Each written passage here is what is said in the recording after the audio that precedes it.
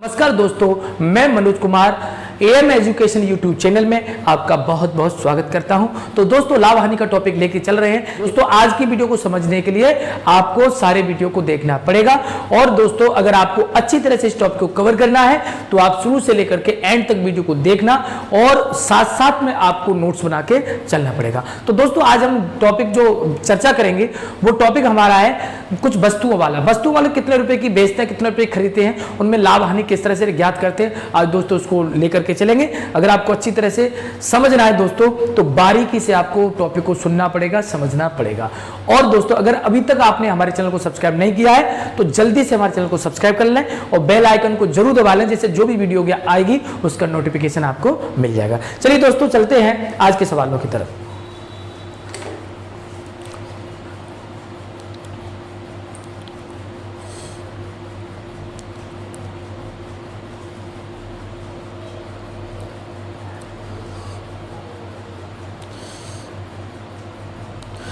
तो चलिए दोस्तों, चलते हैं आज के सवाल की तरफ। पहला सवाल है, एक दुकानदार ने जितने में 20 कलमें खरीदी उतने रुपए में 15 कलमें बेची।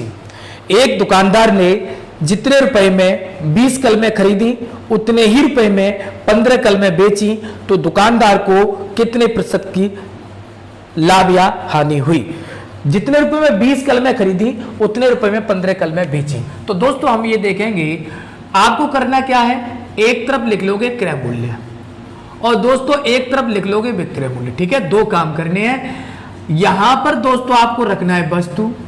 अब वस्तु कुछ भी हो और यहां पर रखनी दोस्तों रुपए। बात समझ में आ रही है। यहां पर वस्तु जैसे कलम है तो कलम और यहां पर रुपए। तो उसने बोला कि जितने रुपए में, क्या रुपए आपको पता है? नहीं मालूम तो आप 1 रुपए मान लो। जितने रुपए में 20 कलमें खरीदी, खरीदने का मतलब होता है दोस्तों क्रय मूल्य। क्योंकि दोस्तों C बराबर मैंने आपको बताया था क्रय मूल्य। क्या बताया था? क्रय मूल्य बताया था। और क्रय मूल्य का मतलब ही क्या होता है दोस्तों? खरीदना। इसको अच्छी तरह से समझ लें। जिन बच्चों ने वीडियो नहीं दी उनको क्लियर हो जाएगा। ठीक है दोस्तों, S को मैंने बताया था सेलिंग प्राइस यानी विक्रय मूल्य। क्या बताया था दोस्तों? विक्रय मूल्य। ठीक है, विक्रय मूल्य यानी इसको एक नाम से और जानते हैं, किसके? बेचना। क्लियर, समझ में आया? तो ये क्रय मूल्य है। यानी आपको क्या समझना, जितने रुपए में हमने 20 कलमें खरीदी, यहां पर वस्तु क्या है? कलमें। ध्यान रखना। ठीक है, 20 कलमें खरीदी उतने ही रुपए में, यानी रुपए चेंज नहीं, उतने ही रुपए में हमने 15 कलमें बेची है। ठीक है, जितने रुपए में 20 कलमें खरीदी उतने रुपए में 15 कलमें बेची। इतना आप कर लोगे। अब क्या करोगे दोस्त को? हमेशा इधर ही क्रॉस करना है, इधर ही क्रॉस करना है। ठीक है, तो जैसे आपने इसका क्रॉस किया तो आप कहोगे कि 15 एकन 15, और जैसे आप इसका क्रॉस करोगे तो दोस्तों कहोगे 20 एकन 20। यानी दोस्तों आपको पता लग रहा है कि हमने 15 रुपए की क्रय मूल्य कर लिया और जो विक्रय मूल्य वो 20 रुपए पता लग गया। 15 क्रय मूल्य और विक्रय मूल्य 20 रुपए। तो आपको पता लग रहा है प्रॉफिट कितने का हो रहा है। तो आपको पता लग रहा है क्योंकि क्रय मूल्य कम है और विक्रय मूल्य ज्यादा है तो प्रॉफिट कितने का दिख रहा है दोस्तों? 5 रुपए का दिख रहा है। ठीक है, क्योंकि 15 की खरीद के हमने 20 को बेचा है तो 5 का, लेकिन कितने पर? 15 पर। ठीक है, तो हम ये दोस्तों देखेंगे कि 15 पर 5 का लाभ है। 15 पर 5 का क्या है दोस्तों? लाभ है। अब मुझे यहां पर 100 बनाना है तो पहले दोस्तों आप 15 से डिवाइड कर दीजिए, दोनों तरफ कर दिया तो इससे तो 15 खत्म हो जाएगा और 100 बनाने के लिए दोनों तरफ 100 का गुणा कर दीजिए। ठीक है, इतना काम कर लिया कर। 15 से आपका ये खत्म हो गया, 5 से दोस्तों ये 3 बार खत्म हो गया, तो ये दोस्तों आपका आ गया 100। और 100 में 3 का जैसे ही डिवाइड करोगे तो आप कहोगे 33 सही 1/3% का क्या हो गया? पहला सवाल दोस्तों बड़ी आसानी से आपने समझ लिया होगा। यहां पर आपको कोई दिक्कत होने वाली नहीं है। हमेशा इधर वस्तु रखी जाएगी, हमेशा इधर रुपए रखी जाएगी। ठीक है, समझ में आ गया? चलिए अगला सवाल देखते हैं। क्लियर हो गया होगा?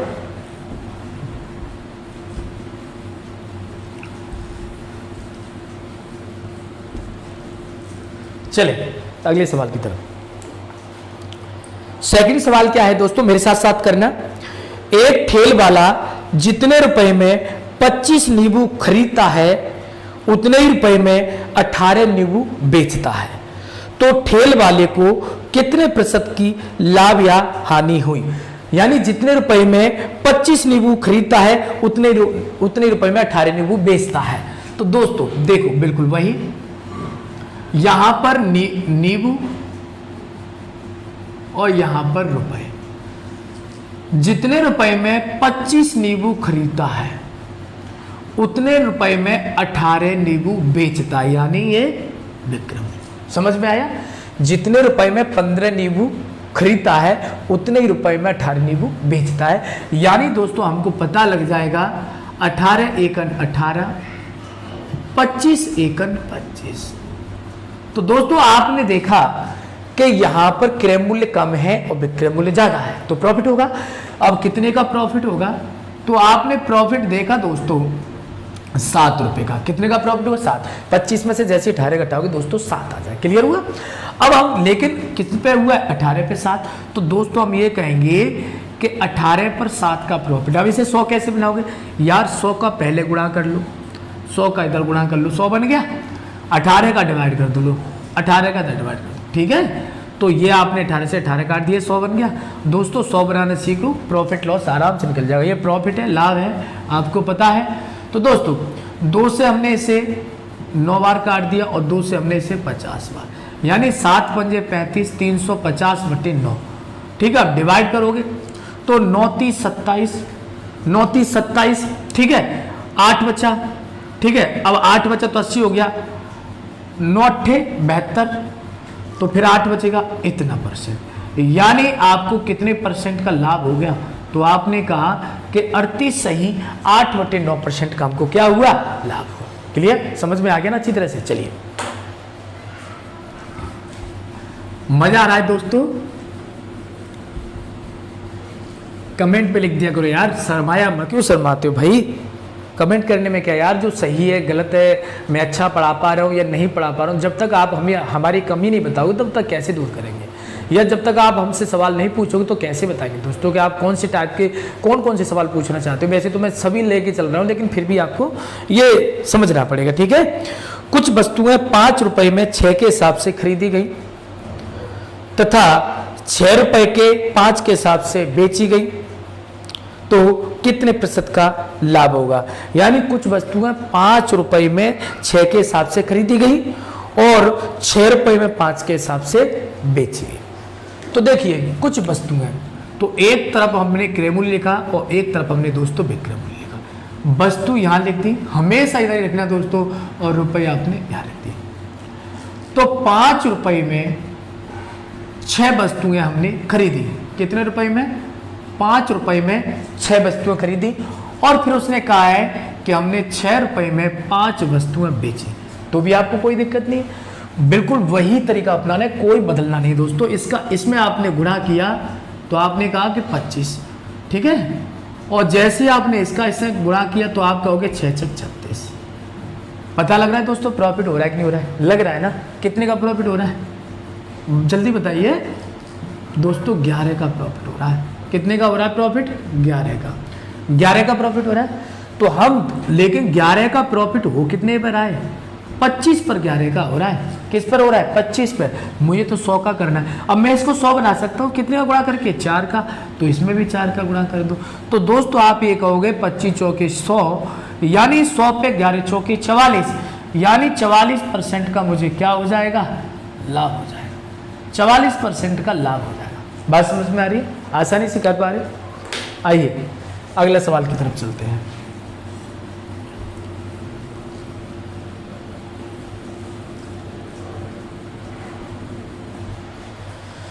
देखिए दोस्तों नेक्स्ट सवाल क्या है आपकी स्क्रीन पर। यदि मैं 10 रुपए के 11 की दर से कुछ वस्तुएं खरीद कर उन्हें 11 रुपए के 10 की दर से बेचता तो लाभ का प्रतिशत कितना होगा? 10 रुपए में 11 की दर से खरीदता और 11 रुपए में 10 की दर से बेचता। तो देखिए कोई वस्तु आप थोड़ा सा इधर देख लीजिए, जैसे कोई वस्तु दोस्तों आपने यहां पर ये वस्तु है और यहां पर रुपए है। आपने क्या किया कि 10 रुपए में 11 की दर से वस्तुएं खरीदी और बेची किस हिसाब से है? 11 रुपए में 10 की दर से, यानी फायदा कर रहे हो। तो यहाँ पर देखिए 10 का 10 में गुणा किया तो कितना हो गया 100, और 11 का 11 में गुणा किया तो कितना हो गया 121। पता लग रहा है कितने का प्रॉफिट दिख रहा है आपको? अरे बताओ 21। अरे भैया 100 पे 21 यानी 21% का प्रॉफिट हो गया। यहाँ तो आपको कुछ करना ही नहीं है, तो 21% का क्या हो गया? लाभ हो गया। हो गया कि नहीं हो गया? भाई मैं आपको बता सकता हूं कि इससे आसान तरीका आपको कहीं मिलने वाला नहीं है। समझ में आ रहा है? आप कितना भी पढ़ लेना, आपको ये तरीका इस तरह से मिलने वाला नहीं, इतना आसान। ठीक है दोस्तों, चलिए अगले सवाल की तरफ चलते हैं। कंटेंट आपको ऐसा दूंगा कि आपको मजा आ जाएगा। ठीक है, आपका चैप्टर बहुत ही ज्यादा सरल लगेगा। एक और सवाल लिखें, सवाल बदलता जाऊंगा, हर टाइप के 2 सवाल कराऊंगा। अभिनव 1500 कापियां 20 रुपए में 15 की दर से खरीदता है और उन्हें 15 रुपए में 20 की दर से बेचता है। यानी 1500 जो कॉपियां है 20 रुपए 15 के हिसाब से खरीदता है और 15 रुपए में 20 की दर से बेचता है। तो इस सौदे में कितने प्रतिशत की लाभ या हानि हुई? कितने प्रतिशत की लाभ या हानि? अब दोस्तों यहां पर जो 1500 रुपए दिया है आपको उससे कोई दिक्कत नहीं है, आपको टच करना ही नहीं है 1500 रुपए से, क्योंकि मैंने आपको बता दिया है कि एक तरफ खरीदने वाला और एक तरफ बेचने वाला मूल मिल गया है। यहां पर कापियां या जो भी वस्तुएं कापियां की बात हो रही है, ठीक है। यहां पर दोस्तों रुपया है। अब उसने बोला है कि 20 रुपए में 15 की दर से खरीदता है और 15 रुपए में 10 की दर से बेचता है। 15 रुपए में 10 की दर से बेचता है।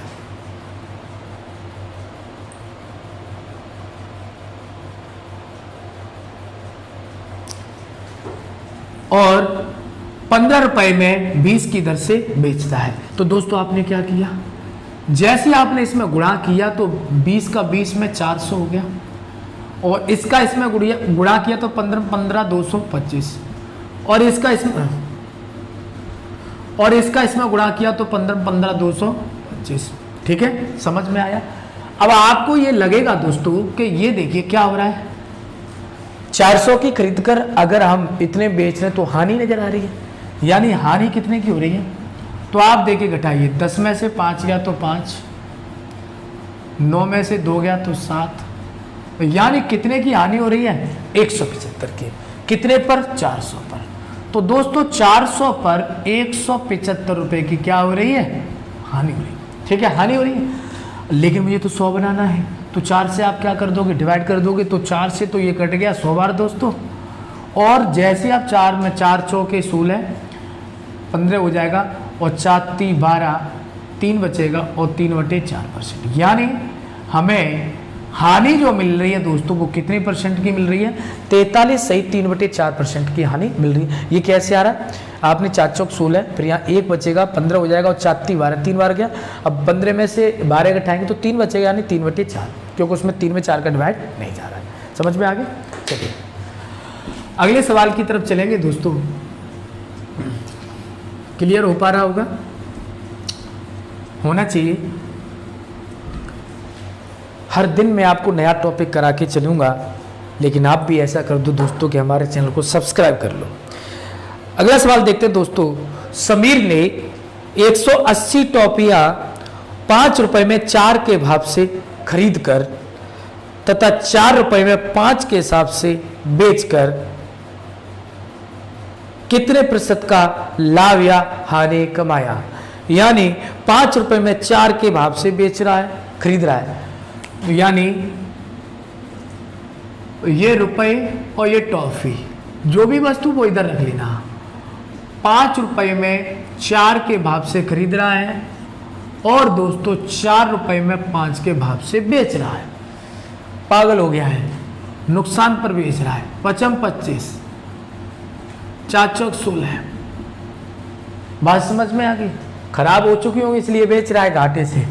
तो दोस्तों आपको पता लग रहा है कि यहाँ पर हानि उठानी पड़ रही है। कितने की हानि उठानी पड़ रही है? तो आप कहोगे कि सर 9 की हानि उठानी पड़ रही है। कितने की हानि उठानी पड़ रही है? 9 की। ठीक है, 9 की हानि उठानी पड़ रही है। कितने पर? 25 खरीदी थी, उस पर 9 की हानि हो रही है दोस्तों। 100 बनाना है, 4 का गुणा कर दोगे नहीं कर दोगे? तो ये 25 चौके 100 और ये 9 चौके 36।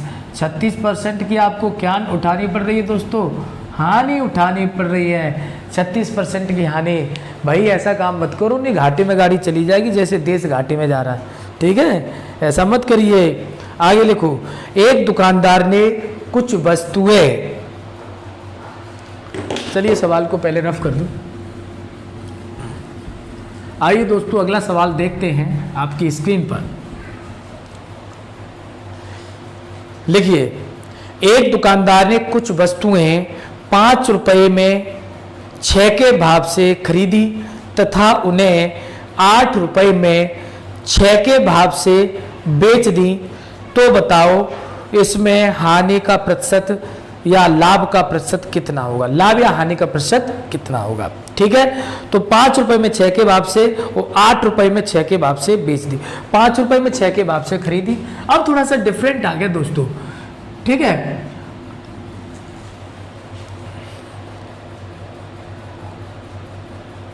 वस्तुएं, तो दोस्तों देखेंगे इधर आपकी जो वस्तुएं हैं और इधर रुपए। 5 रुपए में 6 के हिसाब से खरीद ली और 8 रुपए में 6 के हिसाब से बेच दी। 5 रुपए में 6 के हिसाब से तो खरीद रहा था और 8 रुपए में 6 के हिसाब से बेच रहा है। ये रुपए हैं और ये वस्तु है। आपने जैसे इसका गुणा किया तो आप कहोगे 6 पंजे 30 और जैसे इसका गुणा किया तो आप कहोगे 6 अट्ठे 48। पता लग रहा है? प्रॉफिट दिख रहा है आपको? कितने का प्रॉफिट दिख रहा है? लाभ दिख रहा है 18 रुपए का। कितने का लाभ दिख रहा है? 18 का। तो आप दोस्तों कहोगे कि 30 पर 18 का लाभ दिख रहा है, 3 का डिवाइड कर दो और 10 का गुणा कर दो, 100 बन जाएगा। इसमें 3 का डिवाइड करो तो 10 का गुणा करो, जो काम इधर कर वो उधर करना है। 3 से डिवाइड किया तो 10 बार गया, यानी 10 का 10 100 हो गया। हो गया नहीं हो गया दोस्तों? एक साथ ही सब काम।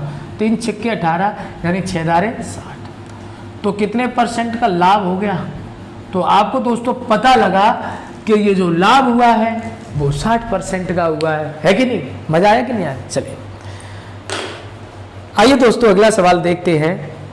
मुझे लग रहा है आपको मजा आ रहा है मेरे पढ़ाने पर, तो दोस्तों यार वीडियो को भी शेयर कर दिया करो यार, है ना? आपके लिए यार इतनी मेहनत कर रहे हैं। सवाल देखेंगे, आयुष ने कुछ संतरे 25 रुपए में 20 के भाव से खरीदे। 25 रुपए में 20 खरीद लिए और उन्हें 18 रुपए 15 के भाव से बेच दिया, तो आयुष का प्रतिशत लाभ या हानि कितना होगा? 25 रुपए में 20 के हिसाब से खरीदे और 18 रुपए में 15 के हिसाब से बेच दिए। 25 रुपए में 20 के भाव से खरीदे क्या? संतरे, ये रुपए, और 18 रुपए में 15 के भाव से बेच दिए। 18 रुपए में 15 के भाव से बेच दिए। तो दोस्तों आप जैसे इसका गुणा करोगे आप कहोगे 15 5 75 हासिल 7 15 2 30 7 37 375 का मूल्य बन गया। इधर आपने जैसे गुणा किया तो ये 360 हो गया। घाटा हो गया साहब? कितने का घाटा हो गया? 15 का घाटा हो गया। 15 का लॉस चला गया भाई गाड़ी, क्योंकि भाई 375 की खरीद के 360 में बेच रहे हैं। अब 360 में बेच रहे हैं लेकिन खरीद तो 375 की है, तो 375 का क्रय मूल्य और 15। बहुत आसान तरीका, काट सकते हैं वैसे। 15 दूनी 30 15 5 75, तो हम इसे काट सकते हैं दोस्तों। 15 दूनी 30, ठीक है? 15 दूनी 30, इस 15 से ये एक बार, 15 से ये, ऐसे काट लो यार। 15 से कट गया, 15 से ये कट गया, नहीं कट गया? तो 15 दूनी 30 और 15 5 75, यानी दोस्तों 25 पर 1 आ गया। तो इससे 100 बनाने के लिए 4 का गुणा कर दीजिए, यानी 100 पे क्या हो रहा है? 4% की क्या हो रही है दोस्तों? हानि हो रही। कितने की हानि हो रही है? 4%। हो गया भाई, सही आंसर आ रहा है यार। चलिए दोस्तों, मजा आ रहा है कि नहीं आ रहा है? मस्ती मस्ती से पढ़ाएंगे, आपको बोर नहीं होने देंगे।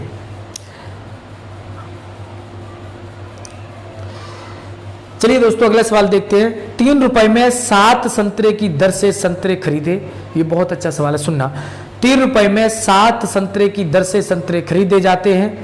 प्रति सैकड़ा संतरे किस दर पर बेचे जाए कि 30% का क्या हो जाए, लाभ हो जाए। कितने परसेंट का लाभ हो जाए, 30% का। बहुत इंपॉर्टेंट सवाल है दोस्तों, तो मजा आने वाला है दोस्तों। सवाल को देखिए, 3 रुपए में 7 संतरे की दर से खरीदे, यानी दोस्तों जो हमने खरीदा है, सवाल को समझना मजा आ जाएगा। ये संतरे हैं, इसको समझना सवाल, और ये रुपए हैं। तो सवाल क्या है कि 30 रुपए में 3 रुपए में 7 संतरे की दर से खरीदे,